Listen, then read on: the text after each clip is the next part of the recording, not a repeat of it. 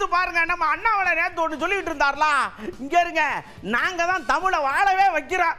பிரதமர் அதுக்கு எவ்வளவு முயற்சி எடுத்துக்கிட்டு இருக்கார், அவரால் தான் தமிழ் பரவிட்டு இருக்குன்னு ஏகத்துக்கு எல்லா கட்சியும் கலந்து கட்டி அடிச்சாரலாம். அதுக்கு நம்ம அண்ணன் சீமான் சொல்றாரு, என் புள்ள தமிழ் பிடிக்கலன்னு தெரியுமா, உங்க உள்ள எங்க படிக்கு, நம்ம நாட்டில் இருக்கிற அரசியல்வாதி எல்லாமே ஆங்கில பள்ளிக்கூடத்துல படிக்க வைக்காங்க, என்னென்ன அன்னைக்கு புதுசா சொல்லிவிட்டியா அப்படின்னு ஏகத்துக்கு விட்டு விளாசாரலாம்.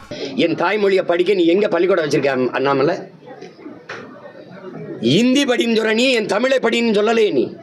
அப்புறம் தமிழ் பள்ளிக்க பள்ளிக்கூடம் எங்க வச்சிருக்க? பள்ளிக்கூடமா வச்சிருக்கியா, சுடுகாடா வச்சிருக்கியா? என்ன கேள்வி கேட்கிறியா? அதிகாரத்தை ஓம் பிள்ளை எங்க பிடிக்குது? இந்த நாட்டில் இருக்கிற அமைச்சர் பெருமக்கள், சட்டமன்ற உறுப்பினர், பாராளுமன்ற உறுப்பினர் ஒருத்தர் பிள்ளை அரசு பள்ளிக்கூடம் படிக்க ஏன் கேவலமா இருக்கு?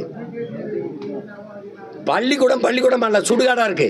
சுடுகாடு நட்சத்திர விடுதியா இருக்கு, கட்டி வச்சிருக்க. அப்படி தமிழ் படிக்க வாய்ப்பு வச்சிருக்கியா?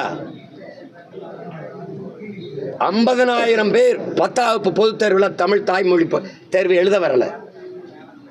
திட்டமிட்டு என் மொழியை அழிச்சிட்டு சீமா மகன் எங்கே படிக்கிறேன், எங்கே படித்தா உனக்கு என்ன? நீ படிக்க வாய்ப்பு கூட அங்கே வந்து படிப்பான்.